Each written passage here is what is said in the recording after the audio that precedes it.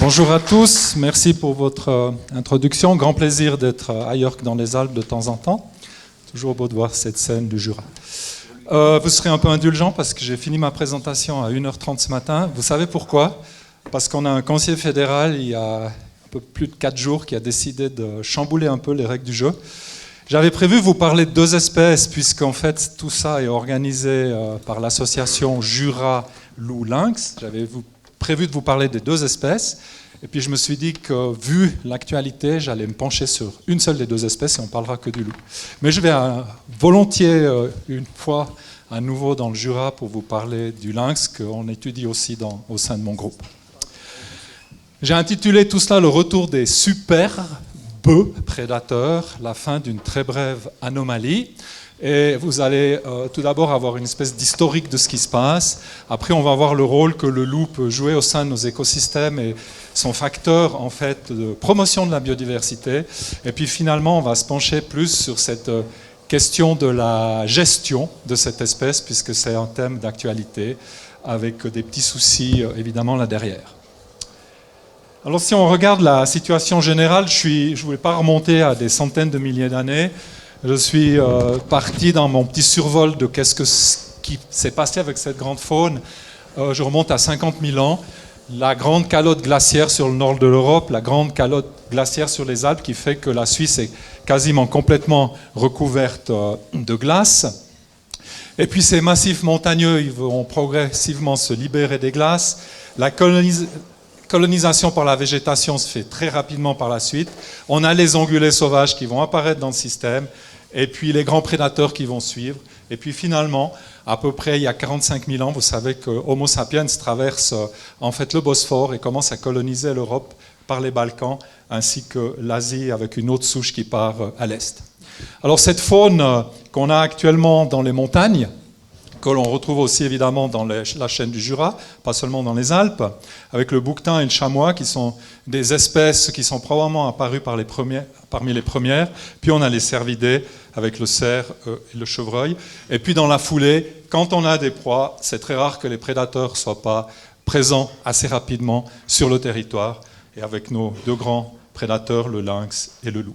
Il y a 40 000 ans, on a cette progressive colonisation du continent par nos ancêtres, les Homo sapiens de l'époque, qui étaient à l'époque encore des chasseurs-cueilleurs, qui vont remplacer gentiment les néandertaliens, qui sont nos cousins parmi les hominiens, qui vont être complètement en fait subjugués par l'arrivée des Homo sapiens, c'est-à-dire qu'ils vont être remplacés par les Homo sapiens.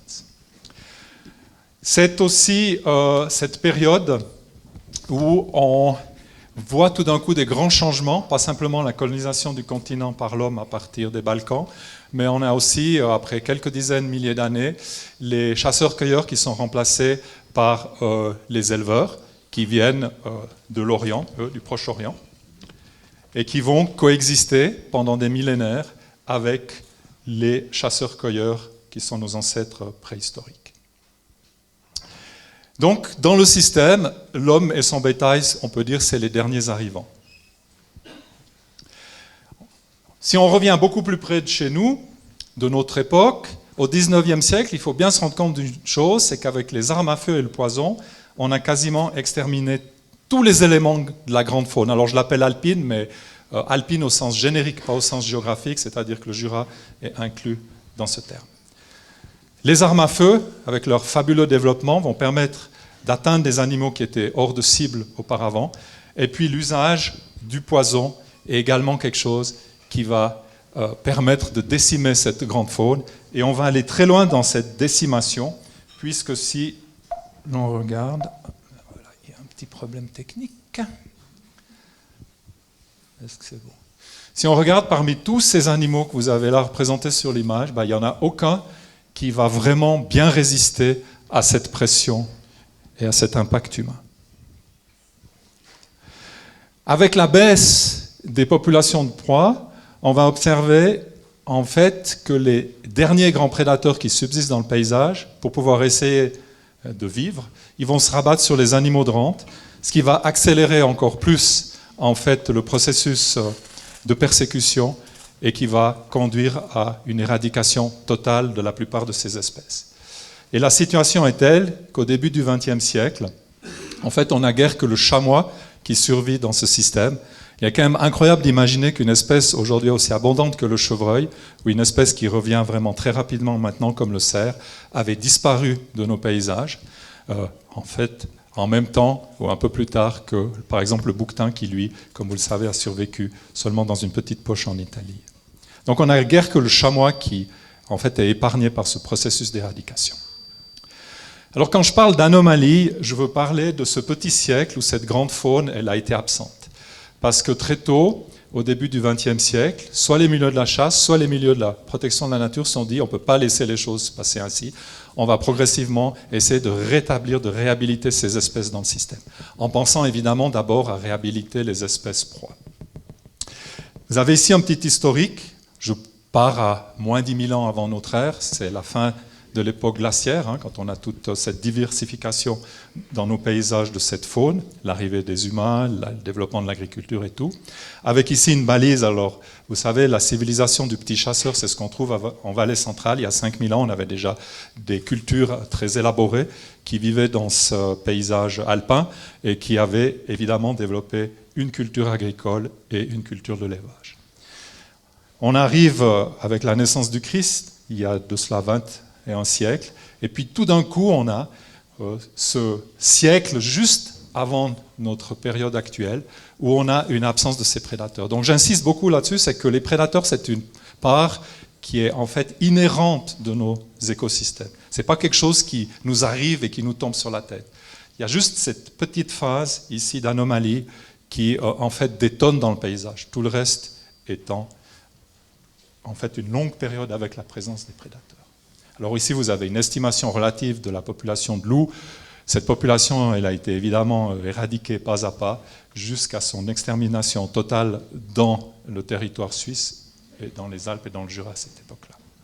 La réhabilitation du gibier, elle va intéresser les chasseurs, comme je l'ai dit, les protecteurs de la nature, et puis on a évidemment la cohorte des photographes qui maintenant peut se greffer là-dessus. Et ces espèces réhabilitées, elles vont en partie être exploitées. Alors, cerfs et chevreuils sont des espèces qui sont exploitées par la chasse. Le bouquetin, qu'on dit espèce protégée mais régulée, en fait, pour moi, c'est une espèce chassée, parce qu'on tire déjà à pratiquement 10% de l'effectif des bouquetins dans les Alpes. Donc, je ne sais pas pourquoi on veut absolument garantir, garder ce statut d'espèce protégée régulée. Pour moi, c'est une espèce qui est chassée, qui est soumise à une chasse spéciale, mais qui est chassée. Puis dans la foulée, évidemment, le garde-manger était reconstitué. Les prédateurs naturels vont revenir dans ce paysage et la plupart vont revenir naturellement dans ce paysage, par exemple l'aigle royal, le hibou grand-duc, le loup, mais une autre espèce comme le lynx, elle, est réintroduite à partir des populations des Balkans. Ces deux espèces, comme vous le savez, elles sont dans le viseur.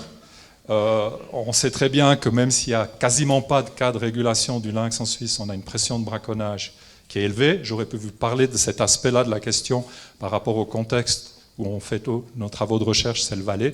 Mais puisque j'ai décidé de ne pas parler du lynx, c'est juste un petit teaser pour que vous me fassiez revenir et que je puisse parler de notre trouvaille sur le lynx. Et une chose qu'il faut bien comprendre, c'est que c'est vraiment la réhabilitation de ces populations de gibier, de ces communautés de la grande faune, qui font qu'on a les grands prédateurs qui reviennent. Ce n'est pas du tout la présence d'animaux domestiques qui est en fait le facteur principal de recolonisation du territoire par les grands prédateurs. Ça, c'est quelque chose qu'il faut comprendre, et on le comprend aisément lorsqu'on sait que des espèces comme le loup, en fait, en hiver, ils auraient très peu accès aux moutons, parce que la plupart des moutons, à part ceux qui pâturent de façon nomade sur le plateau, la plupart des moutons, ils sont évidemment dans des étables en hiver. Donc en fait, le loup ne pourrait pas survivre en hiver si en fait, sa proie de prédilection était le mouton. Mais ça, je pense que c'est quelque chose que tout le monde dans cette salle a capté depuis longtemps. Je vais juste faire un petit encart sur les recherches que je fais avec mon groupe sur le loup. Il n'y aura pas beaucoup d'éléments de ma propre recherche que je vais montrer aujourd'hui, mais on a lancé en 2011 tout un projet. Ce n'est pas un projet de monitoring, c'est un projet dans lequel on essaye de comprendre les relations spatio-temporelles entre les grands prédateurs carnivores et leurs proies ongulées, avec le lynx et le loup d'un côté, les cervidés, le chamois, le bouquetin, le sanglier de l'autre, et puis également tout ce qu'on appelle les mésoprédateurs, c'est-à-dire les espèces qui sont un petit peu intermédiaires, par exemple le renard. On essaie de comprendre comment tout ça fonctionne dans le paysage, comment la dynamique des populations régit ces communautés, et c'est une période assez charnière parce qu'on a eu beaucoup de braconnage du lynx, mais qui est en train de revenir dans les Alpes valaisannes, et puis on a évidemment le loup qui depuis maintenant quelques décennies recolonise le territoire et on est en pleine phase d'expansion. Donc on a un contexte expérimental idéal pour comprendre ces relations entre les prédateurs et les proies.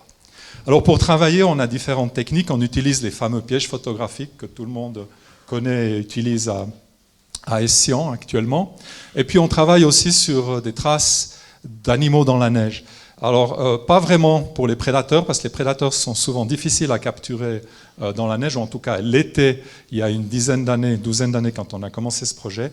C'est plutôt pour quantifier en fait l'abondance relative des proies ongulées et des mésoprédateurs qu'on utilisait ces traces dans la neige.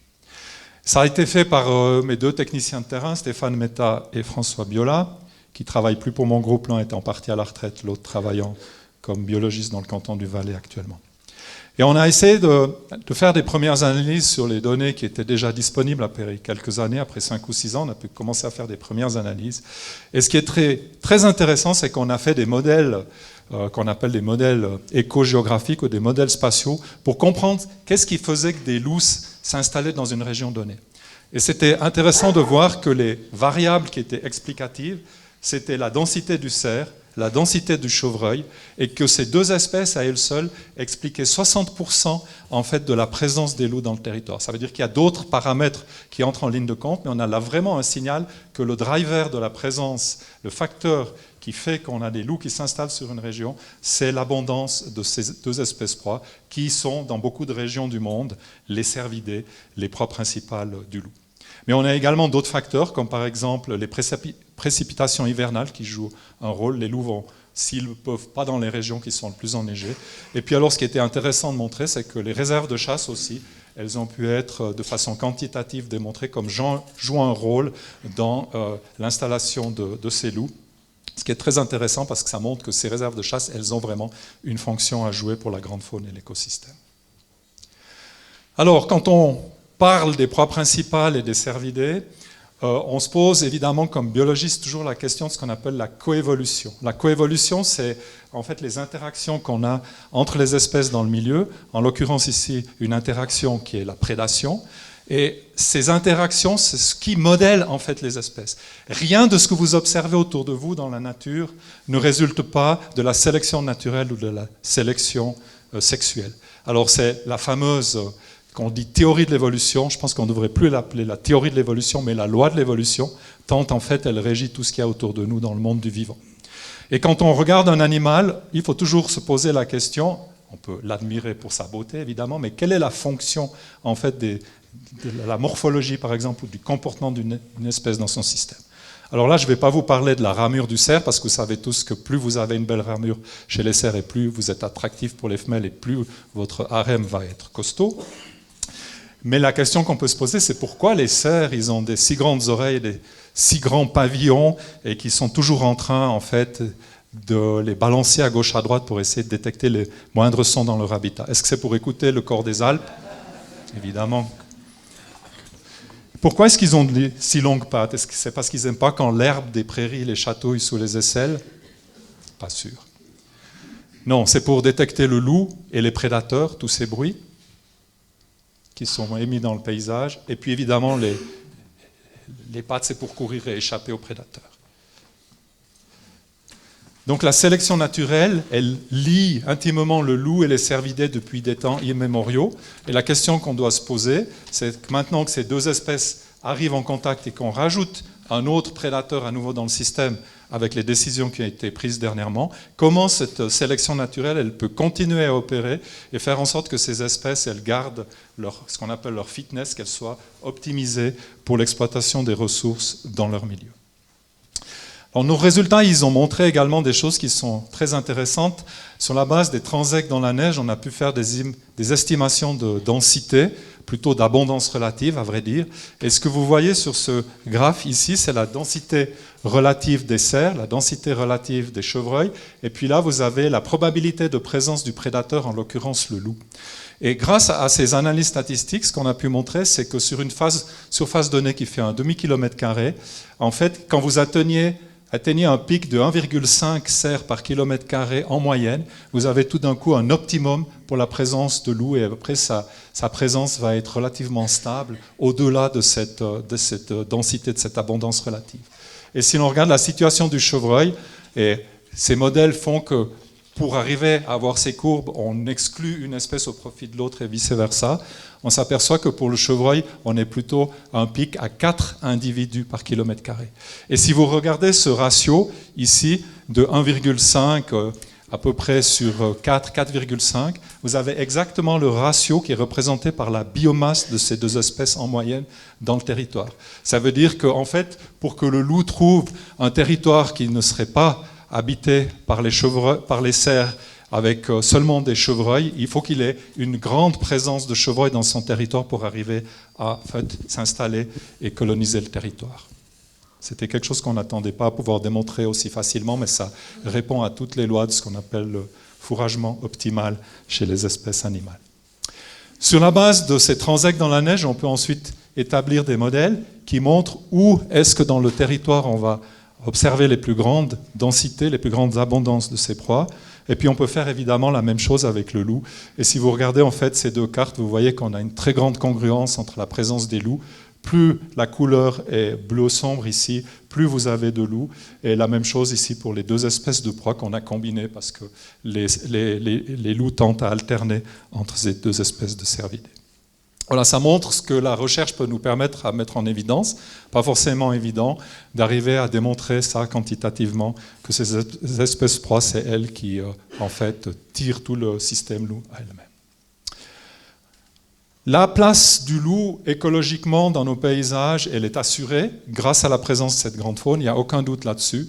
Quand on nous dit mais le territoire suisse est trop étroit pour avoir des populations de loups, il faut bien comprendre une chose, c'est qu'on ne parle pas des aspects biologiques. Du point de vue écologique, biologique, le loup a tout à fait sa place dans nos paysages. La preuve, c'est qu'il se reproduit, et il se reproduit déjà maintenant depuis, si je ne fais erreur, 2012, lorsque la première reproduction a eu lieu dans les Grisons.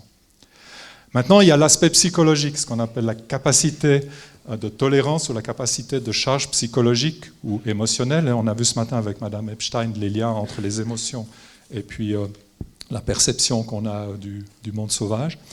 Et ça, c'est quelque chose qui varie fortement d'une région à l'autre. Vous avez ici une étude qui a été faite par des collègues zurichois de l'Uni de Zurich, où ils ont montré en fait le degré de tolérance dans la population par rapport à l'arrivée de ce grand prédateur qu'est le loup. Et vous voyez que vous êtes dans une région ici où apparemment les choses devraient mieux se passer qu'ailleurs, mais vous êtes aussi une région où les loups sont arrivés plus tardivement que dans les Alpes. Donc il peut y avoir un certain biais derrière cette carte. Mais ce qui apparaît de façon très claire, c'est qu'on a des régions comme le canton d'Uri ou le Haut-Valais, qui sont les populations habitées ethniquement par ce qu'on appelle les valseurs, qui sont des gens venus de l'Est, qui ont installé un système de pastoralisme qui était très particulier et qui persiste jusqu'à nos jours, où on a une énorme résistance et une très faible tolérance par rapport à la présence du loup. Et l'étude a remarqué également qu'il n'y a pas que ce décalage pleine campagne, on pourrait le résumer comme ça, ou disons paysage rural et paysage urbain. Il y a également le problème de l'éducation des populations. Le rejet du loup, c'est quoi? C'est un berger tchèque, ou bien il ressemble un peu à un loup? Il ne faut pas qu'il regarde trop l'écran parce qu'il ne faut pas qu'il gêne. Je ne sais même plus ce que je disais maintenant. Non, je disais, le problème, c'est que certaines populations ont des niveaux d'éducation qui sont moins bons qu'ailleurs, il faut le reconnaître, ça existe aussi. Et quand on va dans des vallées profondes, souvent les gens sont un peu moins bien éduqués à la nature que pourraient être les gens de la ville, ce qui est un grand paradoxe, parce qu'on a toujours l'impression que les gens de la campagne ou des endroits retirés sont très très bien éduqués à la nature. Je ne suis pas convaincu par cela. Donc ici, on a ce problème de l'éducation de base, et ça c'est quelque chose évidemment que par l'information et par le travail éducatif, on a parlé ce matin des contes, les contes qui continuent parfois à véhiculer des images mythologiques. On peut très bien imaginer, on nous a montré quelques livres que je connais d'ailleurs, que j'avais offert à mes enfants, on a des contes qui montrent un autre aspect de l'animal. Ah, je peux appuyer sur la flèche. Et ces images vous montrent pour moi de façon très claire qu'on peut avoir différentes perceptions. On a vu ce matin que les émotions ou la perception qu'on a du vivant, elle va être très variable en fonction des individus. C'est aussi culturel, c'est en grande partie éducatif et individuel. Vous avez ici typiquement des postures de loup qui sont alors Jean-Marc Landry décrirait ça bien mieux que moi qui ne suis pas du tout un éthologue du loup, je ne suis pas un spécialiste du loup, mais on voit très bien des postures ici, probablement de loups sur une carcasse qui défendent leur bout de viande. Et puis là, vous avez un loup pacifique qui observe autour de lui, il n'est pas en phase territoriale ou en phase défensive. Et en fait, la manière dont on peut véhiculer, faire circuler ces images va continuer à influencer notre perception de ces grands prédateurs. Et là, on en a parlé aussi ce matin, le problème de l'image mythologique du loup, c'est monsieur, je ne sais plus comment il s'appelle, Thomas Pfister ou Pfiffer, voilà, je ne sais pas s'il est encore là maintenant, mais il nous a parlé de ce problème de la mythologie. On a des historiens qui essayent de retourner dans les annales pour essayer de comprendre en fait s'il y avait vraiment eu beaucoup de morts. Il y a ce monsieur Morisseau là qui sème le trouble un peu à tour de bras sur cette question. Et il faut bien se rendre compte d'une chose, c'est que quand on remonte dans le passé, on n'a pas du tout la même perception de l'environnement. On a l'image mythologique qui colle à la peau en fonction des contextes socio-culturels, évidemment. Et puis on n'a pas la capacité, quand on remonte des siècles et des siècles en arrière, d'avoir des archives qui nous permettent d'être très clairs factuellement sur ce qui se passe. Alors vous avez ici plusieurs images qui montrent alors je sais pas, vous voyez typiquement la bête du Gévaudan au XVIIIe siècle qui se met la panique dans la région surtout du Massif central. Vous avez d'autres images ici avec un chien qui pourrait être justement un de ces hybrides dont vous parliez ce matin. Et très souvent, on sait que sur les champs de bataille, il y a des loups qui venaient manger les carcasses même humaines, etc., etc. Là, vous avez vraiment le cas extrême, c'est le loup qui vient pour prendre le bébé dans le landau, il vient casser le vitrage de la maison pour venir saisir le bébé. Donc là, on a une mythologie qui a été construite et il faut faire très attention quand on regarde ces images parce qu'elles ne véhiculent pas la réalité d'alors, mais elles véhiculent surtout la perception que les gens avaient de tout ça. Alors, je dirais, on est à l'ère des fake news aujourd'hui. Je pense que dans cette salle, les 2/3, les 3/4 d'entre vous, vous êtes sur Facebook, sur Twitter ou tous ces réseaux sociaux, TikTok, Instagram, etc.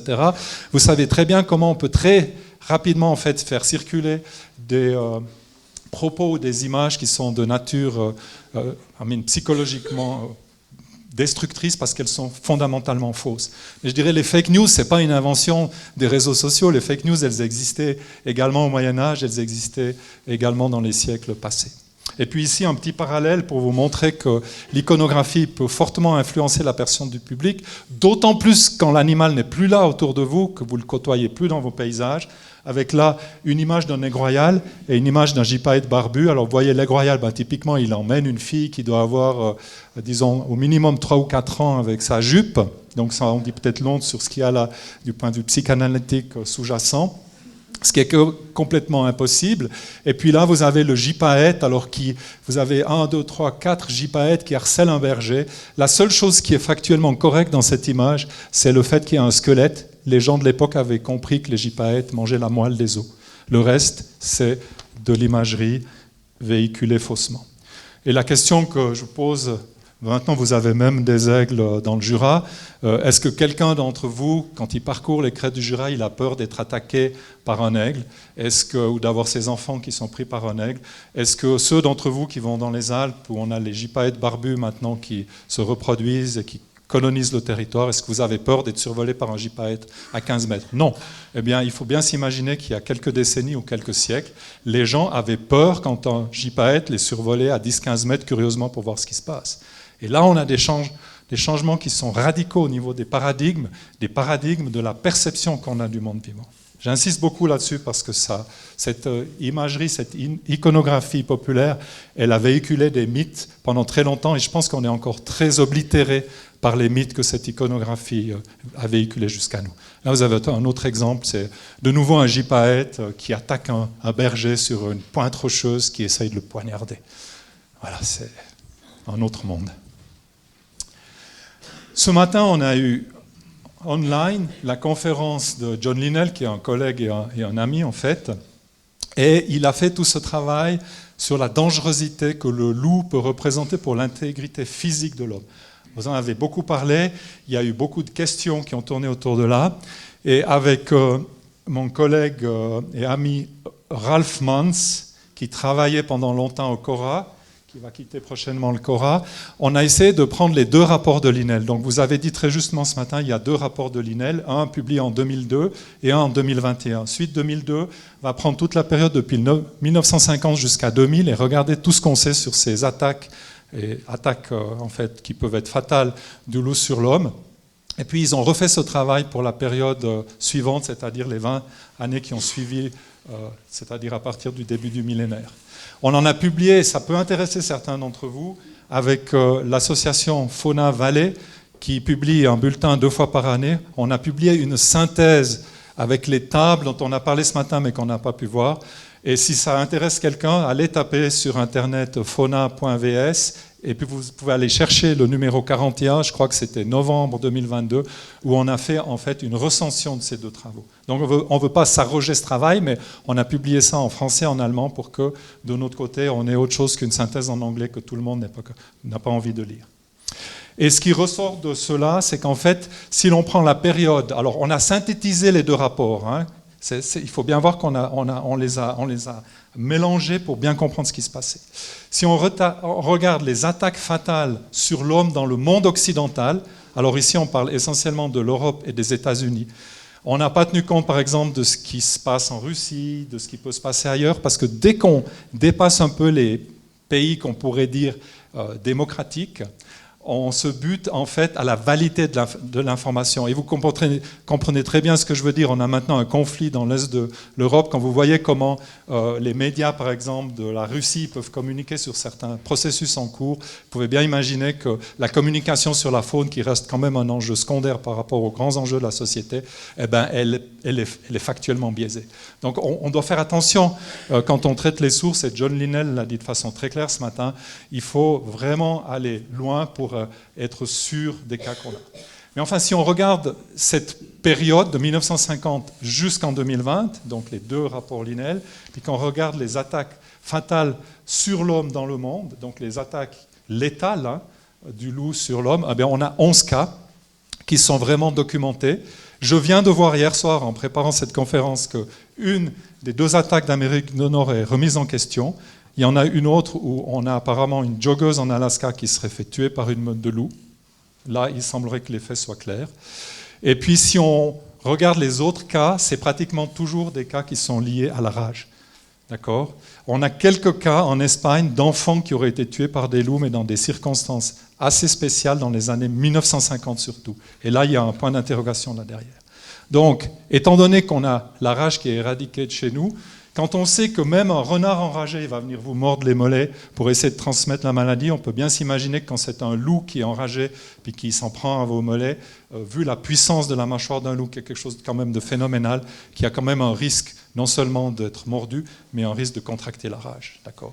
Donc cette crainte du loup en tant que facteur létal pour l'homme, c'est quelque chose qui est quasiment ridicule. Il n'est pas nul, mais c'est quelque chose qui est quasiment ridicule. Et je crois que John Linnell l'a dit très clairement ce matin. Et d'ailleurs, quand on va dans des pays où l'homme a toujours vécu avec le loup, c'est très rare que les gens aient la crainte du loup pour leur intégrité physique, comme celle qu'on peut rencontrer dans les régions qui n'ont plus connu le loup et qui le voient y revenir. Et là, on peut lier tout ça en fait à cette iconographie un peu mythique qui a été en fait véhiculée parmi nos cultures, parmi nos sociétés, durant ce siècle d'anomalies que j'ai nommé auparavant. Et puis bon, on peut toujours mettre en perspective hein, ces morts qui sont dus au loup. Je ne sais plus ce qu'a dit John Linnell ce matin, mais quand on voit par exemple le nombre d'attaques, alors là c'est pour le Valais, entre 2007 et 2016, ce n'est pas des attaques fatales, hein, mais c'est des attaques de chiens sur l'homme. On en a en moyenne plus d'une centaine par année qui sont déclarées. C'est les patients de Madame Epstein dont elle parlait ce matin. Et puis quand on prend quelque chose comme le trafic routier, ben la Suisse, elle a quand même, malgré toutes les mesures qui sont prises, malgré le fait que la mortalité sur les routes est fortement chutée, on en est quand même à toujours 250 à 300 personnes qui sont tuées sur nos routes chaque année.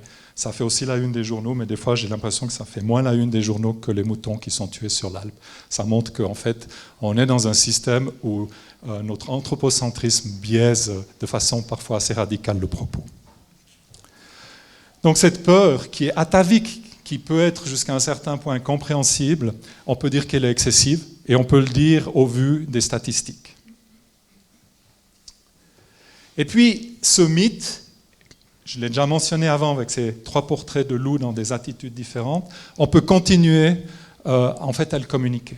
Je vous montre ici une photo de la louve du Val d'Anniviers, de Pinsec, qui était dans la meute de Pinsec. Pour la petite histoire, c'est une louve qui avait été introgressée par des gènes de chiens.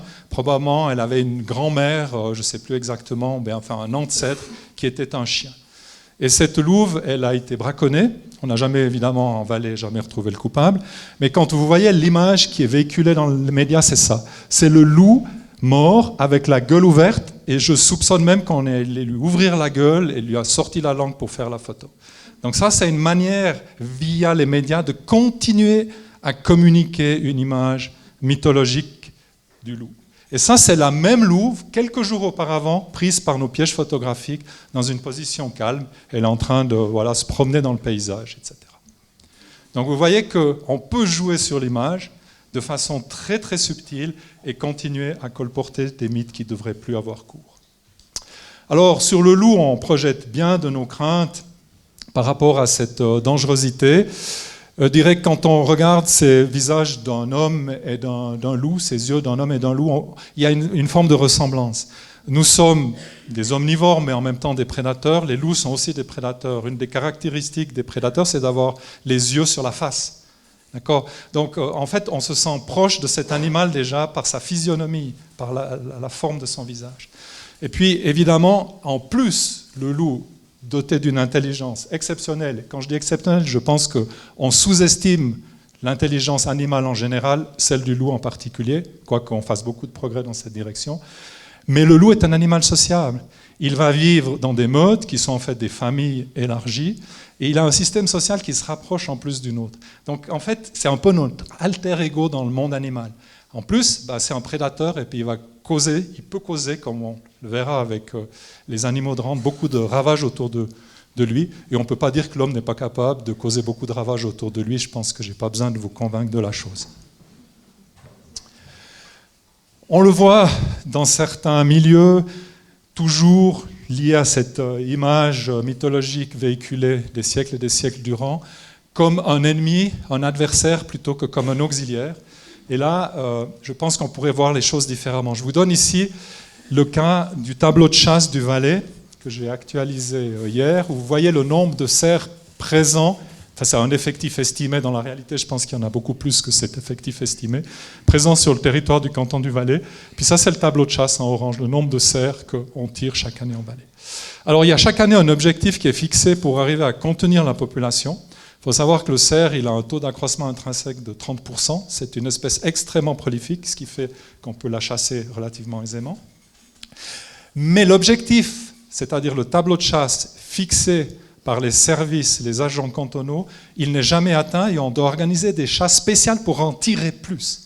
Mais jamais, dans les projections, on a intégré le fait que le loup va aussi participer à cette chasse spéciale et puis qui peut être en fait l'allié de l'homme pour arriver à réguler ces populations. Ça revient à tout ce qu'a dit John Linnell ce matin sur ces enjeux sociétaux, émotionnels, comment est-ce qu'on gère tout ça avec d'autres protagonistes ou antagonistes dans le paysage. Donc en fait, on devrait, alors ça c'est un rêve pieux, mais je pense qu'on devrait passer une fois enfin un pacte général avec la nature, mais avec le loup, on pourrait aussi passer un pacte, en l'occurrence, se dire, ok, tu vas prendre une partie de ces cervidés, on accepte, et puis on continue à chasser le reste, et loup et chasseur pourraient très bien coexister dans le système, sans qu'il y ait cette rivalité qui, en fait, soit toujours mise sur la table.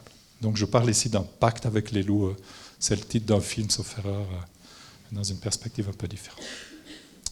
Ensuite, le loup, si on regarde les aspects, maintenant on quitte les aspects de la mythologie, etc., puis qu'on va un petit peu plus dans la biologie et l'écologie du loup, il faut voir que beaucoup des espèces de prédateurs, et le loup, ce n'est pas le seul prédateur évidemment, en fait, ils assurent, ces prédateurs, souvent un meilleur équilibre écologique au sein des écosystèmes, ce qu'on appelle le système de la cascade trophique. Alors c'est un terme un peu barbare traduit de l'anglais, mais trophique ça veut dire alimentaire dans les grandes lignes. C'est-à-dire en fonction de ce que vous mangez, vous allez directement ou indirectement influencer les proies que vous mangez, mais vous allez influencer également en fait la nourriture qui assure la persistance dans le système des espèces que vous-même vous mangez. Donc il y a des effets directs et indirects avec plein d'interactions.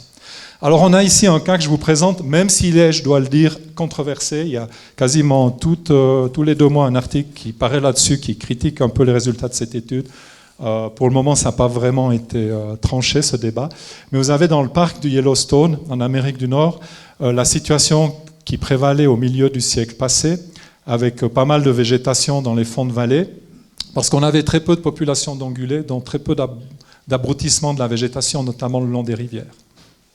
Parce que l'élan et le wapiti, en fait, qui est l'équivalent du cerf élaphe, mais en Amérique du Nord, hein, c'est même la même espèce, Cervus elaphus, en fait, mangent volontiers cette végétation ligneuse qui pousse le long des rivières. Ces 2 espèces, avec la création du parc, elles ont vu leur population qui a augmenté fortement dans le milieu, avec une pression qui s'est exercée toujours plus sur les ligneux, notamment les ligneux feuillus, comme les saules, comme les peupliers trembles ou les peupliers trémuloides, qui est l'équivalent plus ou moins de notre tremble ici, qu'on appelle cottonwood en anglais. Et puis à partir de 2004, de 1995, on a réintroduit les loups et Yellowstone, et puis on va retrouver un système qui va progressivement ressembler au système qu'il y avait lorsque les populations d'ongulés étaient basses.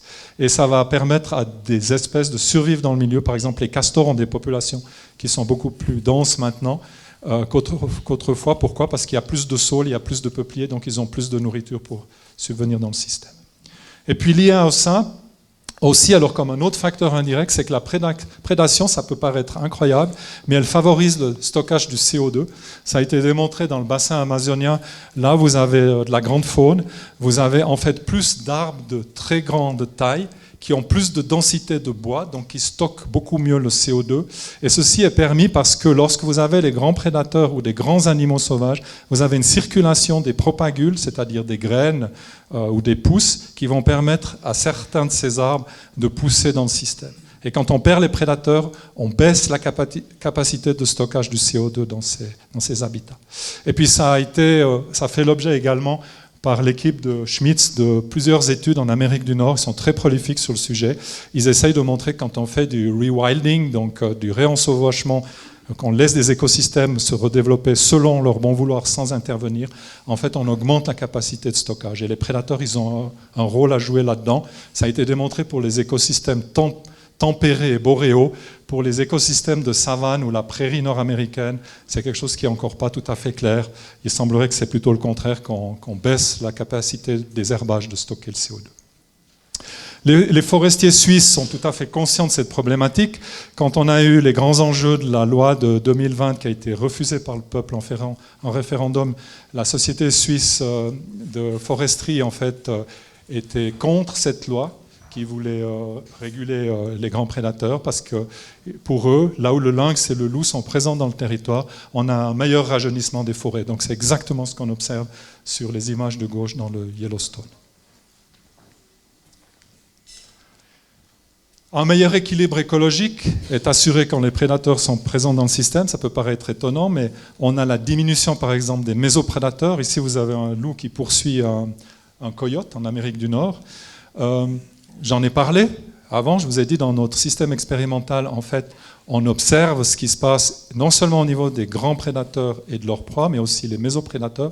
Il y a quelque chose qui est survenu grâce à une étudiante qui est présente dans cette salle, qui nous a apparu assez intriguant, c'est que là où on a des loups, apparemment, on a une baisse des populations de blaireaux, quelque chose dont j'ai jamais entendu parler. Alors les blaireaux ne sont pas vraiment des mésoprédateurs, mais ce sont quand même des carnivores de taille moyenne dans le système. Évidemment, quand les loups sont présents dans le territoire, ils chassent, ils laissent des carcasses. Les carcasses profitent à tous les charognards qui ont un grand rôle à jouer pour recycler la matière organique animale dans le système. Et le loup, il est souvent au haut de ces chaînes alimentaires, évidemment, comme super prédateur. Et il va maintenir toutes ces interactions écologiques clés qui vont permettre la coévolution dont on a parlé avec un exemple très simple, les oreilles et puis les longues pattes des cervidés. Si on reconstitue, en fait, je ne vous demande pas de lire les détails, mais comme ça, une chaîne alimentaire, on s'aperçoit que le loup, il a toujours énormément de liens d'interaction avec les autres espèces présentes dans le milieu, que ce soit indirectement avec les végétaux, directement avec les autres espèces animales. Et c'est ce qu'on appelle une espèce clé de voûte, c'est-à-dire que quand il est là, on a un écosystème qui est beaucoup plus intégré, qui est beaucoup plus diversifié, qui est plus résilient, qui est plus capable de se restaurer en cas de perturbation. Donc contrairement à ce qu'on croit, souvent les prédateurs ils ont un rôle à jouer pour la cohésion d'un écosystème sur le long terme. Mais si on parle en question de coévolution sur des très longs termes, ça va de soi parce que la nature elle a composé des systèmes qui sont intimement interliés les uns avec les autres et qui ont évolué avec des éléments qui ont toujours en fait ajusté leur niche écologique à celle des autres. Et quand on enlève un de ces éléments dans le système, surtout quand c'est une espèce clé de voûte, eh bien, on perd une grande partie de ces interactions. C'est quelque chose qui est tout à fait logique et qui, maintenant, pour les écologistes, est quelque chose qui va de soi. Bon, alors, vous voyez, j'ai parlé beaucoup de choses jusqu'ici, puis là, je dis, il y a quand même un problème qui demeure, c'est les déprédations sur le petit bétail. Je ne vais pas beaucoup parler aujourd'hui de ces aspects-là. Pourquoi ? Parce qu'on a une autre conférence après, avec une autre table ronde qui va se focaliser sur ces aspects. Et puis, très franchement, moi, je ne suis pas du tout... Alors, il y a beaucoup plus de personnes compétentes dans cette salle pour parler de cette question que moi, qui suis quand même qu'un écologiste à la base. Mais là, on prend l'exemple du Valais, encore une fois. Je m'excuse si je n'ai pas pu prendre des exemples pour le canton de Neuchâtel, mais enfin, voilà, c'est là qu'on travaille en premier lieu. On a le problème des déprédations sur le petit bétail. Alors, si on prend le canton du Valais, on a 50 000 moutons, plus ou moins, maintenant ça a un peu baissé, qui sont estivés sur l'Alpe. Et puis, vous voyez, le nombre de déprédations en fait, va augmenter en fluctuant beaucoup. Alors ça, c'est quelque chose qui me surprend toujours, c'est que souvent on regarde ce qui s'est passé l'année précédente, puis on dit « Ah, mais c'est rebaissé, ou c'est remonté, ou c'est rebaissé ». En fait, il faudrait quand même prendre du recul et regarder les tendances haussières ou baissières avec plusieurs années de distance, quoi. De jongler sur des arguments comme ça, quand on a une courbe qui fluctue, c'est, je ne trouve pas toujours très honnête intellectuellement. Et c'est ce qu'on a vu dernièrement encore dans les médias. Donc si on prend les animaux de rente qui sont tués, on estime, alors on peut discuter de ces chiffres, que la mortalité naturelle sur l'Alpe chez les moutons, elle est d'environ 2%. D'autres disent que c'est plutôt 1%. Et puis si on regarde la mortalité qui est due au loup, alors qui va se rajouter à cette mortalité naturelle en principe, on n'a pas de mortalité dite compensatoire qui joue là, c'est à peu près 0,5%. Encore une fois, c'est des chiffres approximatifs. Mais ça montre que très souvent, on perd du regard le fait qu'il n'y a pas que le loup qui est un facteur de mortalité dans un écosystème, chez les moutons. Alors la solution, c'est la protection des troupeaux. Il y a des spécialistes ici qui s'occupent beaucoup de ça. Jean-Marc Landry, qui a passé sa vie à faire ça, là, qui pourrait vous en parler pendant 3 heures, je pense, de tout ce qu'il a essayé de faire, et avec toutes les difficultés et parfois les succès. Et puis, cette protection des troupeaux, ça a été rappelé ce matin, je ne sais plus par qui, mais elle repose, on pourrait dire, sur 3 piliers. Le berger, la bergère. Le chien de protection, j'ai mis chien-chienne pour faire le ballon avec berger-bergère. Je dis que même peut-être pour les animaux, on doit être inclusif de nos jours. Et puis l'enclos nocturne, je n'ai pas mis l'enclose nocturne parce que ça aurait eu un sens un petit peu.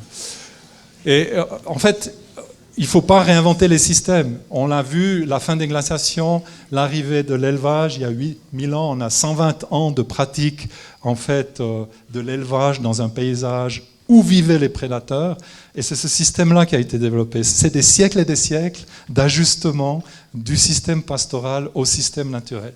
Alors il serait un peu bête de croire aujourd'hui que ce qui a été développé et qui a évolué durant des siècles et des siècles, en fait, par le travail de nos ancêtres soit jeté à la poubelle et puis qu'on doit réinventer tout ça. Donc là, je pense qu'on a en fait une expérience très longue qui nous a montré que ça marche. Et je dirais, maintenant, on a les outils de la technique qui peuvent se rajouter à ça comme quatrième pilier. Et il y a des tas de choses qui sont en train de se développer dans cette direction, les colliers répulsifs, etc., etc. Et la protection des troupeaux, on entend souvent dire ça ne fonctionne pas. Je sais que dernièrement, il y a une conférence dans le canton de Neuchâtel de quelqu'un qui est venu dire il faut arrêter de dire que ça marche, ça ne marche pas. Alors j'ai essayé de trouver des données qui puissent être plus ou moins concluantes, parce qu'évidemment on a beaucoup de gens qui observent, mais on n'a pas forcément des choses qui sont protocolées de façon factuelle et qui sont plus ou moins analysables du point de vue scientifique par la suite.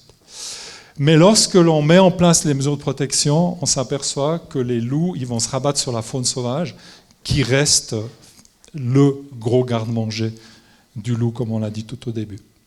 Alors vous avez ici des extraits, je n'ai pas vu ça sous forme de publication, comme on dit peer review, de Espuno, qui a fait sa thèse à Montpellier, et qui a montré en fait le nombre de chiens de protection pour un troupeau qui compte entre 200 et 500 moutons, qui est une grosse taille de troupeau, mais c'est un peu ce qu'on trouve plutôt dans les Alpes du Sud, en France.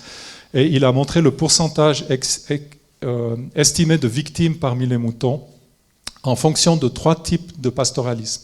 Si le troupeau est libre, c'est-à-dire sans aucune présence de mesures de protection, si le troupeau est regroupé, alors regroupé la nuit quand les prédateurs sont actifs essentiellement, et puis le troupeau qui est regroupé, qui est parqué. Et puis on voit qu'à partir d'un certain nombre de chiens, alors c'est plus ou moins à partir de 4 pour 200 à 500 moutons, quand on a des chiens de protection, alors qui soient évidemment efficaces, dressés pour ça, etc., et j'en passe, eh bien, on a un effet de protection avec, qui marche très bien, avec en plus, et ça se voit très bien sur ce graphe, en fait, une prédation qui va encore toucher en fait les animaux de rente durant l'été, mais en hiver, on a un switch total sur les proies ongulées sauvages. Donc la protection marche. Ça ne veut pas dire qu'elle est facile à mettre sur pied. Elle demande des changements de paradigme socio-économique, ça c'est certain. Dans un contexte où l'agriculture est déjà en crise, c'est pas facile de mettre en œuvre ces mesures, mais je vois pas comment, si on veut arriver à garder un élevage en montagne, et puis se dire qu'on ne veut pas forcément éliminer tous les loups, je veux dire, on n'a pas le choix que de changer un peu notre mode d'économie pastorale. Je sais qu'il y a des bergers, des éleveurs dans cette salle. Franchement, je ne vois pas d'autres solutions. Le sujet loup est extrêmement émotionnel. On a d'autres sujets prédateurs, on a le sujet lynx, etc. Je me souviens qu'en 1995, quand Jean-Marc Landry avait fait les premières photos de loups dans l'Entremont, tu te souviens, où personne ne le croyait, j'avais dit, ben voilà, le loup va revenir, on va gentiment plus beaucoup parler du lynx. Et vous savez, en France, quand vous allez dans certaines gares, c'est marqué « Attention, un train peut en cacher un autre ».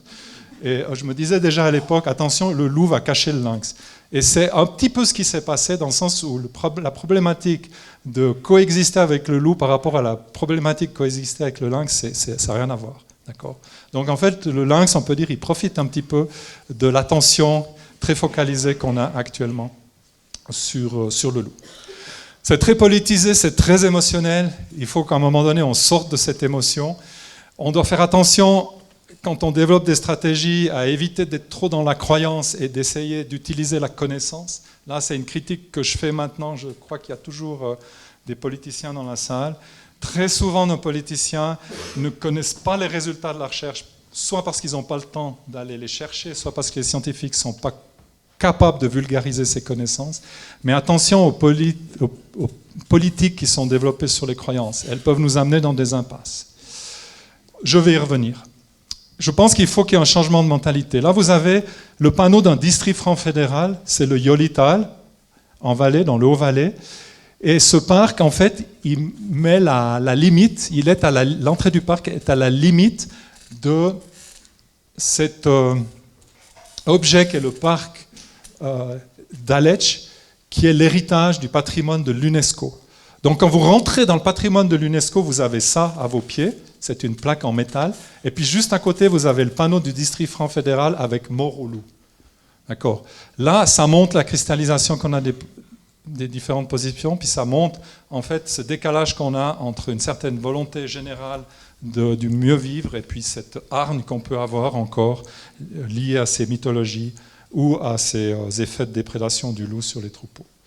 Et puis alors on a même, alors après, les politiciens qui jouent en fait de cette arme du loup. Typiquement, là, vous avez c'est le CVP, ça n'existe plus maintenant, c'est le centre. Vous reconnaissez le orange, c'est pas la Migros, c'est le parti du centre. Schafe statt Wölfe, c'est-à-dire on veut des moutons à la place des loups. Voilà. Et on fait une campagne politique sur cette base-là avec des affiches format mondial au bord des routes. Là, c'est quelque chose que je trouve quand même extrême et qui aurait plus sa place, d'après moi, dans notre société. Maintenant, on a le problème, c'est qu'on a une opposition féroce au loup dans certains milieux. Et on a eu pas mal de tentatives d'essayer de chercher des arguments pour essayer de contrer ce retour du loup. Et un des premiers arguments qui a germé dès le tout début, qui persiste encore, des fois je suis un peu étonné d'entendre des interviews à la télévision de locaux qui continuent à croire à ça, c'est l'argument du retour assisté. Alors ça c'est une grosse fake news. Le loup ne revient naturellement, il n'y a pas eu de lâcher de loup en Suisse, contrairement à ce qu'on nous dit. Mais on peut en même temps comprendre qu'il y a une certaine confusion dans l'esprit des gens. Parce que finalement, si vous prenez le lynx, qui est assez proche du loup comme en étant un grand prédateur, ben lui, il a été réintroduit. Si vous prenez le gypaète, il a été réintroduit, le castor, il a été réintroduit. Donc toutes ces différentes opérations qui ont été menées dans le paysage font que les gens qui ont la peine à discriminer, ou qui ne s'informent peut-être pas de façon toujours circonstanciée, ils font un peu de l'amalgame. D'accord. Mais actuellement, je veux dire, c'est quelque chose qui se perd. On sait très bien que le loup a résisté dans plusieurs régions d'Italie centrale. Moi, c'est quelque chose, quand j'y pense, ça me subjugue toujours d'imaginer que le loup a réussi à survivre en Italie. L'Italie, c'est un des pays des plus terribles chasseurs, c'est plus le cas maintenant, mais des plus terribles chasseurs qu'on ait eu en Europe et dans le bassin méditerranéen durant des siècles. Et que le loup ait réussi à survivre là, c'est quelque chose que je trouve qui est prodigieux. Puis cette population qui a été protégée légalement, elle a cru gentiment, mais elle a fait son chemin jusqu'à en fait venir émarger sur les Alpes, au bord de la Méditerranée. Ensuite de là, comme vous le savez, elle a colonisé l'ensemble du massif alpin, avec en 1995-96 les premiers loups qui étaient perçus chez nous dans les Alpes du Sud. Et puis là, il y a un nouvel argument, il est en perte de vitesse cet argument, mais il y a quelques années, on le ressortait un peu à toutes ses sauces cet argument. C'est qu'en fait, il n'y a pas de vrais loups, il n'y a que des hybrides chiens-loups, sous-entendu des dégénérés, évidemment, quoi. Alors, qu'est-ce que c'est que l'hybridation ? C'est le croisement entre deux espèces différentes. Alors, un cheval et un âne, ce n'est pas du tout la même espèce. Donc, quand vous les croisez, vous obtenez un mulet. Ça, vous le savez tous. Le loup a été domestiqué il y a 30 000 ans. Quelqu'un, ce matin, a parlé du loup et du Néandertal. Ça m'a intrigué parce que le Néandertal, c'est plutôt la disparition du Néandertal, c'est 42 000 ans avant notre ère. Donc, je ne savais pas que les loups étaient en fait déjà domestiqués par les Néandertaliens, et la personne qui en avait parlé, j'aimerais qu'elle me dise d'où elle tient cette information, c'est très intéressant, parce que selon ce qu'on sait, la domestication aurait commencé il y a 30 000 ans, et que ça serait plutôt le fait d'Homo sapiens que d'une autre espèce d'hominien. Quand on pense qu'en 30 000 ans, grâce à la sélection, la domestication, on obtient tous ces différents types, qui descendent de ce prototype ancestral, vous voyez que la domestication, ça permet de développer des palettes qui sont quand même infinies. Et la domestication, c'est une forme de sélection qui est poussée à l'extrême pour des caractères qui vont servir l'homme. Mais la force en présence dans la nature, elle est la même. Et encore une fois, quand on voit ce qu'on observe autour de nous, il ne faut jamais l'oublier, c'est le fruit, je parle de la nature sauvage, c'est le fruit de la sélection naturelle, de la sélection sexuelle. Bon, le chien, c'est une forme domestiquée du loup, ce n'est pas deux espèces complètement différentes. Donc en fait, on ne peut pas avoir des hybrides au sein d'une même espèce. C'est oxymore. Donc on a la lignée sauvage du loup, et puis on a la lignée domestique. C'est bien un chien tchèque que j'ai vu là-bas, ou bien ? D'accord. Alors vous voyez, il serait plus ou moins situé par là, dans la proximité par rapport au loup. Et puis après, vous avez la sélection qui va amener à tout ça, avec différents types de chiens qui vont s'éloigner de plus en plus. Certaines races vont s'éloigner de plus en plus du type sauvage.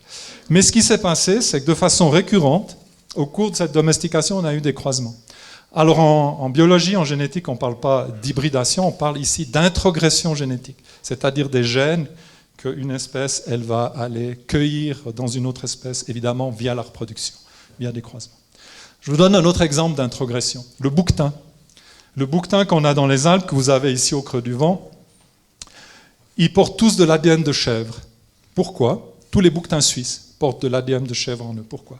Au début du XXe siècle, il n'y avait plus qu'on pense 80 à 100 bouquetins qui vivaient dans la vallée d'Ost, dans la réserve de chasse du roi Emmanuel, je ne sais plus trop quoi, de Savoie-Piémont.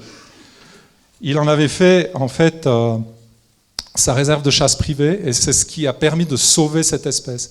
Sans cette réserve, cette espèce aurait disparu. Et il y a des braconniers valaisans qui, en fait, sont allés chercher en Val d'Ost des jeunes bouquetins qu'ils ont transférés dans un zoo à Saint-Gall, avec l'idée déjà de reconstituer une population captive de bouquetins pour un jour pouvoir les relâcher, parce que le roi Victor Emmanuel voulait absolument pas qu'on touche sa population dans sa réserve de chasse. Et comme ils avaient très peu de bouquetins, qu'est-ce qu'ils ont fait? Ils les ont croisés avec des chèvres pour avoir plus de géniteurs et plus d'individus. Et ces bouquetins, qu'on pourrait dire dégénérés, puis si on considère que finalement, si vous voulez, des introgressés sont des dégénérés, sont les parents de tous les bouquetins de Suisse. J'ai jamais entendu personne demander l'éradication du bouquetin parce qu'ils étaient introgressés par des gènes de chèvre. Voilà. Et puis, plus près de nous, oublions pas une chose, nous les Européens occidentaux, quand on a colonisé à partir des Balkans l'Europe centrale, on est entré en contact, il y a environ 45 000 à 35 000 ans, en contact avec nos cousins les Néandertaliens. Eh bien, vous devez savoir que parmi chacun d'entre nous dans cette salle, il y a entre 1 et 4% de gènes de Néandertaliens. Nous ne sommes pas des Homo sapiens purs, nous sommes des introgressés. Est-ce que vous vous considérez pour autant comme des bâtards à éliminer? Non.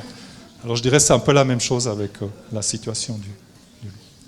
Voilà ce que donnerait un politicien siégeant au Parlement suisse s'il était un Néandertalien. Je pense qu'il passerait relativement aisément dans l'audience. On n'en fait pas un drame.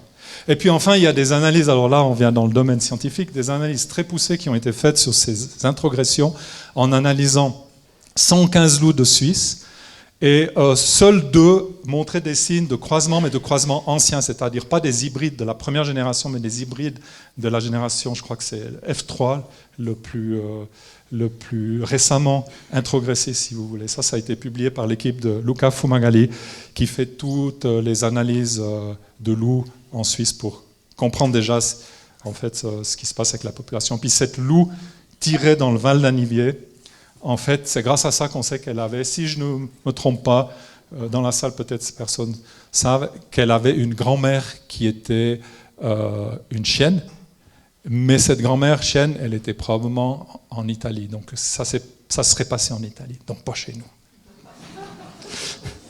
Bon, on a fait un peu le tour des aspects écologiques, de tous ces aspects. Maintenant, on est en 2023. Et puis franchement, si M. Rushdie n'avait pas pris sa décision le 1er novembre, maintenant on serait en train de parler du lynx, mais je me suis dit, on va essayer de voir en fait qu'est-ce que cette nouvelle stratégie que nous propose le Conseil fédéral pourrait avoir comme implication pour la survie du loup dans nos paysages, la coexistence avec l'homme, etc. Alors, petit rappel. Notre ancien conseiller national, ou aux États, je m'excuse, aux États, hein, vous étiez conseiller aux États, malheureusement pas réélu, je suis vraiment navré pour vous, a vu passer tout ça. On a eu en 2020 une nouvelle loi sur la chasse qui a été pondue par nos 2 chambres fédérales, mais qui ne convainquait pas par beaucoup d'aspects rétrogrades. Et je dois dire que personnellement, excusez-moi monsieur, ex-conseiller aux États, mais je la trouvais vraiment très rétrograde parce que je pense qu'en début du XXIe siècle, on pouvait faire mieux en se basant surtout sur la connaissance alimentée par les scientifiques. La Confédération paye des millions chaque année pour faire de la recherche scientifique et je trouve que ça serait la moindre des choses que les politiciens de temps en temps tiennent compte des résultats de la recherche scientifique quand ils prennent leurs décisions et développent de nouvelles politiques. C'est pas une attaque ad personam, hein, qu'on s'entend bien. C'est pas du tout une attaque ad personam. Bon, cette loi a été rejetée en référendum. Parce que les ONG, ça a été rejeté à 52% de la population suisse, parce que les ONG ont saisi le référendum. En 2022, les chambres fédérales ont produit une nouvelle loi. Alors, c'est plus une loi sur la chasse, c'est une loi en fait qui focalise que le loup et un petit peu le bouquetin. Mais en fait, elle est vraiment axée sur la régulation du loup. Cette fois, les ONG n'ont pas activé le référendum parce qu'ils se sont dit, OK, on a évité les gros écueils et le côté rétrograde de la loi de 2020. Donc en fait, on a quelque chose qui est reformaté de façon moins ambitieuse et potentiellement dramatique pour la biodiversité en général. Donc on n'actionne pas le référendum, on ne le saisit pas. Je ne suis pas sûr que c'était un bon calcul a posteriori quand on voit ce qui s'est passé durant ces derniers jours. Alors là, je rentre dans le domaine de la politique, mais je pense que comme scientifique, j'ai aussi le droit de m'exprimer sur les aspects politiques, parce que je suis aussi un citoyen. On a cette nouvelle loi qui est entrée en force puisqu'il n'y a pas eu de référendum en 2023. Et puis, en novembre 2023, c'est-à-dire, je crois que c'était lundi passé, si je ne fais erreur, on a tout d'un coup l'ordonnance d'application de cette loi qui entre en force. Il y a eu une ronde de consultation extrêmement expéditive qui a duré 10 jours, qui, selon nous, n'a pas respecté, en tout cas, l'esprit de la loi voulue par le rejet en référendum, mais en fait, c'était plus la même loi qui a été promulguée en 2022 et acceptée finalement en 2023. Et le problème, c'est que je pense que cette politique de régulation qu'on souhaiterait un peu massive, elle arrive vraiment au mauvais moment. Alors là, j'aimerais vous expliquer pourquoi je pense qu'elle arrive au mauvais moment. Et ça demande quelques explications par rapport à ce qu'on appelle la dynamique des populations, la démographie. C'est des notions qui ne sont pas forcément simples. J'espère que j'arrive à vous faire passer le message. Pour revenir à ce qui s'est passé en début de semaine, on a entendu parler dans tous les médias d'augmentation, de croissance exponentielle. Le mot exponentiel, il a tourné en rond. Dans tous les médias, je n'ai pas vu un média critique qui revenait en disant « mais qu'est-ce que c'est que cette exponentielle qu'on nous balance à la figure ?» Apparemment, on n'a rien appris de la crise Covid et de ce que c'est qu'une exponentielle ou ce que c'est un modèle logistique. Et je vais essayer de vous expliquer ça en quelques lignes. D'après moi, on est dans une situation où on a généré un vent de panique, un peu comme l'année passée quand on nous dit on va devoir non seulement s'éclairer à la bougie, mais se chauffer à la bougie. Puis finalement, on s'aperçoit qu'on a trouvé différents angles d'attaque, ce qui a demandé du travail, mais on a trouvé une solution. J'ai l'impression qu'on est un peu dans la même situation où on sent comme un vent de panique là derrière. Et la panique, elle n'est jamais très bonne conseillère quand on doit prendre des décisions qui engagent le futur. Et je pense qu'il y a une mécompréhension du phénomène au plus haut niveau de l'État, c'est-à-dire au niveau de notre Conseil fédéral. Le problème, c'est que la croissance exponentielle, elle n'existe pas dans la nature. La croissance qui existe dans la nature, c'est la croissance qu'on appelle logistique. Et ce modèle logistique de croissance, il va s'appliquer à tous les organismes vivants, à tout ce qui est vivant. Par exemple, un individu, que ce soit un arbre ou un humain, il va croître selon ce modèle. Au début, quand vous grandissez comme enfant, c'est très progressif, etc. Vous arrivez à l'adolescence où tout d'un coup, en quelques mois, vous boostez votre organisme qui va se stabiliser à la taille adulte.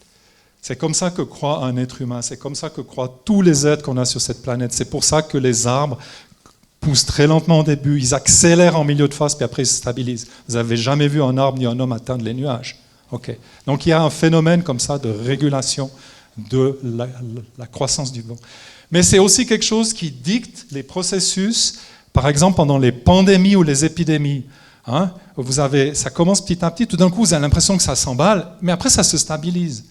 Et apparemment on n'a rien appris de ce que c'est qu'en fait une logistique par rapport à une exponentielle. Et ce graphe, il essaye de vous l'expliquer. Alors peut-être que vous l'avez déjà vu, peut-être que vous ne l'avez jamais vu, mais vous avez ici sur X l'axe du temps, et ici, l'effectif d'une population. Alors, on ne parle plus d'un organisme qui croît, ça pourrait être la taille d'un organisme, mais ici, on parle de l'effectif. Et puis, la valeur que vous avez ici, K, pour les écologistes, c'est la valeur à laquelle on atteint l'équilibre avec l'environnement par rapport aux ressources qui sont disponibles dans l'environnement. Ce n'est pas que les ressources alimentaires, ça peut être aussi d'autres sources.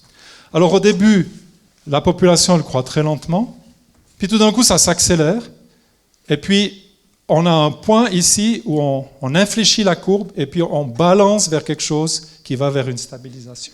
Donc ça, c'est une loi fondamentale de la croissance dans les systèmes vivants. Donc vous voyez bien que cette partie-là, on a un accroissement qui est très rapide autour de cette étoile qui dénote le point de balancement du système, le point de basculement du système. Une exponentielle, ça serait ça. C'est quand vous arrivez au point d'inflexion, au lieu de gentiment réajuster la courbe, vous continueriez de façon verticale vers le haut. On est en train de nous faire croire que le loup, il est en fait en train de suivre une exponentielle, alors qu'on est dans une phase d'accroissement rapide, ici, avant ce point d'inflexion. C'est important de comprendre ça. Vous avez ici, en fait, la population de loups depuis, alors 94, c'était 95 les premiers loups, non ? 94 les premières attaques. Alors, 94 les premières attaques, 95 ta première photo, c'est juste ? Waouh, la mémoire, hein. Donc vous avez ici l'accroissement de cette population, et puis vous voyez, on a atteint à peu près 300 loups actuellement, c'est une estimation, mais on ne doit pas être très loin de la réalité. Alors qu'est-ce qu'il nous dit, M. Rushdie ? Il nous dit, depuis 2020, la population est multipliée par 3. On est passé de 110 à 300 individus, à peu près, et de 11 à 32 meutes. Plus ou moins correct, hein, la manière dont il donne les chiffres. J'ai refait des calculs du taux d'accroissement intrinsèque de la population de loups en Suisse depuis 2012. 2012, pourquoi ? Parce que c'est la première reproduction dans les grisons. Tout ce qu'il y avait avant, on dira, c'est du balbutiement. Donc je pars en 2012 et jusqu'en 2023. Le taux d'accroissement qu'on obtient, c'est 31,5%. Qui a parlé de 30% ce matin ? Je ne sais plus qui, dans la table ronde. Eh bien, c'est exactement la valeur qu'on observe dans la population suisse. Cette valeur, c'est le taux d'augmentation de la population chaque année, sachant qu'on régule déjà les loups, et puis qu'il y en a qui sont braconnés, plus, évidemment, qu'il y a toute cette mortalité. Vous savez, il y a beaucoup d'accidents sur la route ou de loups tués par les trains. 31,5%, c'est colossal, malgré la mortalité anthropique. Ça veut dire qu'une population de loups, ça s'accroît très rapidement. Et je pense que ça, c'est quelque chose qu'on n'a pas vraiment compris. Alors, je me suis amusé, avec ces 31,5%, de faire le modèle de M. Rushdie pour les années qui viennent jusqu'en 2050. Et là, j'ai un petit quiz pour vous qui va être un peu amusant. C'est l'exponentielle du Conseil fédéral. Donc, sur cette exponentielle du Conseil fédéral, 2023, 300, c'est là. D'accord ? Est-ce que vous pouvez me dire quelle est, selon ce modèle exponentiel, la population de loups qu'on aura en 2040 ? C'est les enchères. 15 000. 1 million. Si vous avez un Excel sous la main, vous mettez 100, 31,5%, puis vous tirez le nombre d'années, et puis vous obtenez la courbe. Et puis, en 2050, quel est l'effectif, vous pensez, de loups en Suisse, si on suit ce modèle ? Alors, regardez l'échelle, vous arrivez à voir, à gauche. Donc ici, on est au demi-million, et puis là, on est à 0. Donc en fait, en 2040, selon cela, on aurait une population d'environ plus de 30 000 loups en Suisse, et puis en 2050, ça serait 488 000. Vous savez à quoi ça me fait penser, ça ? Ça, c'est de la politique que je vais faire. Quand on avait des élections à un moment donné, notre parti de droite, qui disait qu'on allait être envahi en fait par les populations musulmanes, il utilisait le même modèle, et si on prenait cette courbe, ça expliquait qu'en fait, il n'y aurait plus de chrétiens au Parlement suisse en 2030. Or, sauf erreur, il y a encore des chrétiens dans le Parlement suisse. Donc attention avec ces statistiques et comment on les manipule. Donc la compétition entre les différents loups pour l'accès aux ressources, alors essentiellement alimentaires, cette concurrence, elle fait que le taux d'accroissement à un moment donné, en fait, il va agir sur la population, il va infléchir cette courbe. Et c'est ça qui donne notre point d'inflexion. Dès que les loups sont trop serrés et qu'ils commencent à se concurrencer les uns les autres, la population, elle va commencer à s'autoréguler. Parce que c'est une espèce qui est très territoriale. Alors maintenant, la question qu'on peut se poser, c'est quelle est la valeur K, c'est-à-dire la population finale à l'état d'équilibre qu'on aurait en Suisse, en admettant qu'on continuerait à laisser cette population se répandre comme elle veut. Pour connaître ce point d'inflexion, et pour connaître ce cas, on pourrait connaître le point d'inflexion. Donc si vous connaissez le point d'inflexion qui est toujours à la moitié de K, vous multipliez par 2 puis vous obtenez la moitié de K. Malheureusement, avec l'expérience qu'on va faire, on ne pourra pas arriver à savoir ça parce qu'on va intervenir probablement de façon massive dans la population sans arriver à comprendre où est ce point d'inflexion. Et ça, je trouve que c'est un peu dommage. Donc c'est pour ça que je dis que cette manipulation par la régulation, elle arrive à un moment qui est particulièrement inopportun. Mais ça, c'est spéculatif ce que je vous dis maintenant. On est probablement, parce qu'on voit bien qu'on est toujours dans la partie d'accroissement constant, donc qui donne l'impression d'une exponentielle, si vous voulez, on est quelque part par ici, très probablement. Je ne pense pas qu'on ait encore franchi le point d'inflexion, mais on n'en est pas loin. Alors si on estime qu'avec 300 loups, on est proche du point d'inflexion, ça veut dire que la Suisse, elle peut abriter en état naturel, sans intervention, plus de 600 loups. Et puis on peut prendre une autre approche. Cette fois, ce n'est pas démographique, mais c'est l'occupation de l'espace. Alors, j'ai un petit peu repris les cartes qui sont fournies par le CORA, j'ai oublié de citer le CORA, vous m'excusez, mais actuellement on a 32 meutes en 2023. Alors plus ou moins 4 ou 5 meutes, parce que ce n'est pas si facile de toujours décider qu'est-ce qu'une meute, là ou pas. Alors vous voyez, j'ai grossi un petit peu la taille des home range, des domaines vitaux de ces meutes pour les faire contigus. Parce que dans la réalité, les loups, ce qu'ils n'aiment pas, c'est vraiment les autres loups qui viennent d'une autre meute. Et on sait qu'il y a beaucoup de loups qui se font tuer par les loups des autres meutes. Ce n'est pas des animaux qui sont relativement pacifiques. Alors on obtient cette carte ici, vous reconnaissez vos 3 meutes du Jura. Et puis si on se dit le territoire des Alpes et du Jura va être en fait colonisé avec cette même densité, on rajoute exactement 32 autres meutes. Et puis on arrive à un total d'un peu plus de 60 meutes. Puis si on calcule qu'on a, alors je ne sais pas, qu'est-ce qu'on peut dire comme taille d'une meute 6 à 10 loups. C'est correct? En adulte, à l'automne, 4 et 7 loups adultes, plus 4 et 7 loups. Alors 4 et 7, on fait 6 multiplié par 60 meutes, et puis on a le nombre de loups adultes qu'on aurait dans la population suisse, c'est-à-dire 360 loups adultes, plus après les subadultes, plus après les jeunes. Voilà, c'est une autre manière d'approcher le problème. Alors pourquoi cette régulation de masse, elle arrive à un moment particulièrement inopportun? Parce qu'elle va intervenir dans la phase au cours de laquelle le taux d'accroissement est au maximum, dans ce petit segment qu'on a qualifié d'exponentiel. Qu'est-ce que ça va faire? Qu'est-ce que ça risque de faire? Ça risque de stimuler la reproduction de la population, parce qu'elle est dynamique, et puis elle a envie de coloniser cet espace. C'est une attraction qui est quelque chose de phénoménal. Donc elle va essayer, via les phénomènes de mortalité compensatoire, ça je l'expliquerai une autre fois, en fait, de recoloniser l'espace. Quand on libère un espace d'une meute, il y aura une monstre pression pour réutiliser l'espace qui a été libéré par la meute. Et ça, c'est quelque chose qui, au point de vue de la gestion, va être extrêmement compliqué à suivre, mais extrêmement compliqué à maîtriser. Alors je dirais que la seule façon qu'on pourrait arriver à ne pas arriver à cette situation, c'est de vraiment taper un max dans les reproducteurs. Si on arrivait dans les 2 mois qui viennent à tuer 70% des reproducteurs, là je pense qu'on serait dans une situation critique. Mais pas du tout en l'état actuel et comme c'est projeté. Donc on va maintenir la population, on a vu, on est probablement un petit peu en dessous de K divisé par 2, on va maintenir la population dans une productivité maximum à partir de la reproduction. Et puis qu'est-ce que ça va faire? Ça va faire exactement ce qu'on essaie de faire quand on veut optimiser un élevage de saumon, un élevage de volaille. On donne de la nourriture avec une capacité K, et puis on fait en sorte en fait, que la population se reproduise le plus possible, comme ça on peut remettre nos poules ou nos saumons dans le circuit. C'est comme ça qu'on maximise dans les élevages la productivité.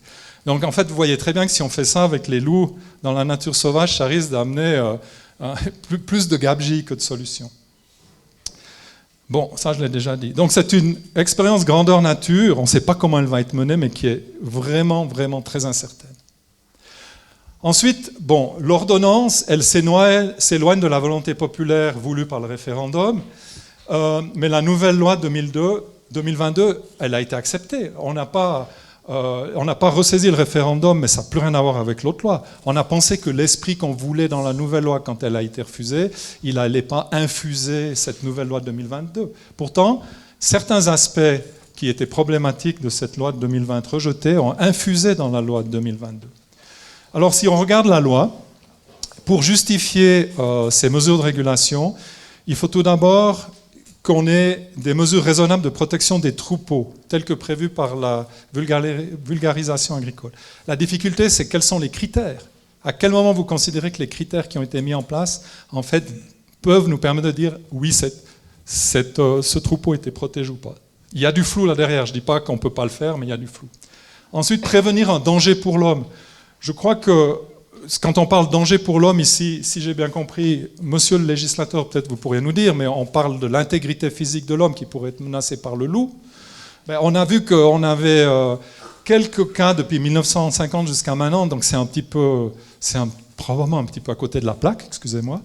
Et puis ensuite, prévenir une baisse excessive de la population régionale des artiodactyles. C'est-à-dire que si vous avez une baisse des populations de proies ongulées du cerf, vous pouvez utiliser ça comme argument pour faire baisser la population des grands prédateurs que sont le loup. Alors ça, c'est un peu problématique parce qu'il faut encore démontrer que ça soit vraiment le grand prédateur qui soit responsable de ça. Mais le plus grand prédateur qu'on a de notre gibier sauvage, excusez-moi, mais ce n'est pas le loup, ça reste quand même le chasseur. Donc il faut mettre le chasseur dans l'équation puis dire, OK, le chasseur, comment est-ce qu'en fait on ajuste son taux d'extraction par la chasse des proies et comment on met ça dans les termes de l'équation pour arriver à voir si vraiment il n'y a pas aussi un problème qui pêche à un autre niveau. Et puis il y a plein d'autres facteurs environnementaux qui peuvent expliquer les fluctuations de population. Donc ici, en fait, on a une loi qui se veut pour la régulation, mais elle a vraiment beaucoup de flou, cette loi, et ça va être vraiment, d'après moi, compliqué de la mettre en place. Et puis ensuite, on a ce problème du nombre de meutes intouchables, on pourra le dire comme ça, ou tolérées par région. Tous les loups d'une meute peuvent être abattus pour autant que le seuil relatif à la région soit respecté. Tous les loups d'une meute peuvent être abattus pour autant que le seuil soit respecté. Alors regardez voir, quels sont les seuils régionaux que veut le législateur? C'est ça, les compartiments de Suisse, il y en a 5, et puis dans un compartiment comme le Valais ou les Grisons, vous voyez où on a plus d'une dizaine de meutes dans chaque cas, on n'en veut plus que 3. Donc, qu'est-ce que ça veut dire? Enfin, on n'en veut plus que 3. On ne veut pas descendre au-dessous de 3. Ça veut dire qu'en fonction des différents gouvernements cantonaux, on va décider combien de meutes on veut réguler, soit en baisser l'effectif, soit les éliminer. Mais en les éliminant, on va booster leur production, puis on va remplir les vides. Donc, moi, je pense qu'on est devant une équation très compliquée et que dans quelques années, on va se rendre compte un petit peu de la bêtise du système. Et j'espère me tromper, mais je ne vois pas trop comment ça va fonctionner, ce système. Bon, il y a des hypothèses qui sont très douteuses derrière cette loi sur la chasse et l'ordonnance d'application. Et sous presse, je l'ai lu en début de semaine, il y a M. Trivers, qui est un Américain qui se penche beaucoup sur cette question des relations homme-grand prédateur, aussi prédateur-proie, etc. Il a fait l'état des connaissances via ce qu'on appelle une revue systématique et une méta-analyse sur l'effet d'une régulation de masse du loup. Quand vous allez dire, OK, le loup, il n'est plus que régulé quand on a des individus problématiques, mais on ouvre d'une certaine manière une chasse spéciale au loup, ce qui est plus ou moins le plan de notre Conseil fédéral. Hein.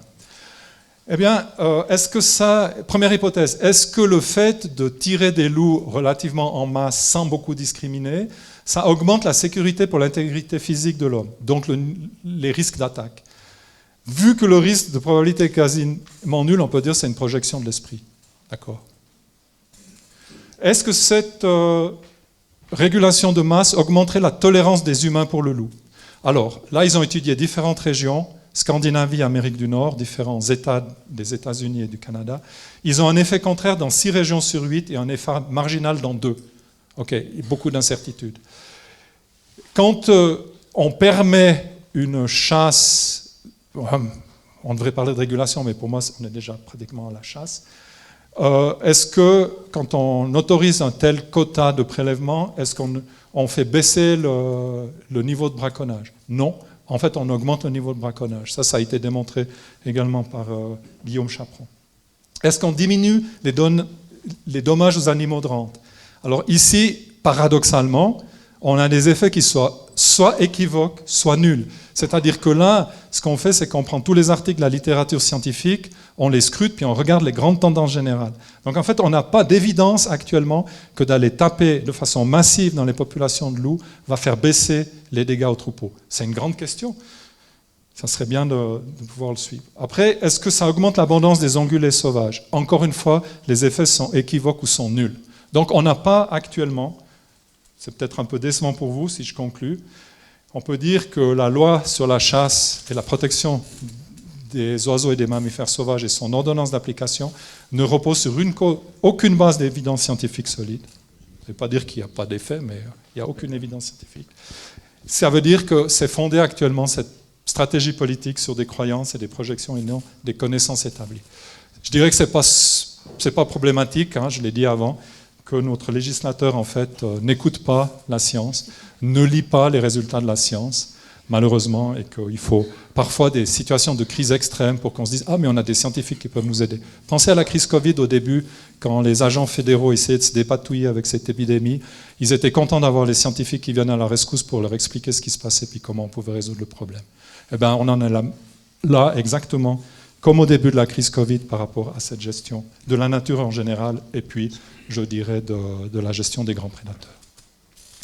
Bon, c'est une expérience grandeur nature qu'on pourrait faire, mais elle n'est pas réalisée selon les critères de la science. Et ça, c'est dommage. On aurait pu profiter, j'en ai encore pour 1 minute à peu près, on aurait pu profiter de la mise en place de cette régulation pour faire une expérience grandeur nature. Et quand je dis expérience, voilà, ce Larsen m'a désarçonné. Voilà, ça on a vu. Oh! Bon, en fait, ce qu'on aurait pu faire, c'est mettre en place une expérience grandeur nature où on prend des modes, au hasard, on les soumet en fait à un type de régulation. On garde d'autres modes comme témoins.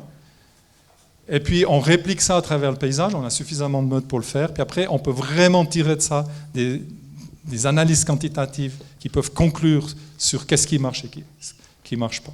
Hélas, on manque, en fait, d'après moi, une occasion de collecter de l'information première qualité pour une gestion future rationnelle 10 en grains. Et je précise, aucun élément qui irait contre une régulation si celle-ci est bien faite. Je veux remercier les personnes principales qui participent à ce projet. En particulier, où est-elle, Isabelle Germanier, qui m'a sorti quelques statistiques encore avant-hier. Et vous pour votre attention.